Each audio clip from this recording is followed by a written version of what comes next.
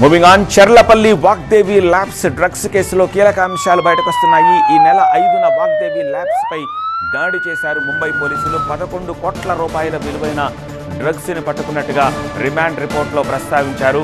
Drugs ఎలా విక్రయించేవారో కూడా వెల్లడించారు. బోటిమ్ యాప్ ద్వారా డ్రగ్ విక్రయాలు చేపట్టారు విజయ్ ఓలేటి. ఈ యాప్ ద్వారానే ముంబై డ్రగ్ నెట్వర్క్తో చాటింగ్ చేసేవాడు. బోటిమ్ యాప్ ద్వారానే ఓలేటి విజయ్ని కాంటాక్ట్ అయ్యాడు Mumbai drugs peddler Faizal Khan. Drugs తీసుకెళ్లేందుకు ముంబై నుంచి హైదరాబాద్ వచ్చాడు ఫైజల్ ఖాన్కు లక్డీకాపుల్లో డెలివరీ ఇచ్చాడు ఓలేటి విజయ్. ఫైజల్ ఖాన్ ద్వారానే ముంబైలో అనేక మంది పెడ్లర్లకు డ్రగ్స్ సప్లై చేసినట్టుగా గుర్తించారు. 2 నెలల్లో ఫైజల్కు 20 కిలోల డ్రగ్స్ విక్రయించాడు ఓలేటి విజయ్.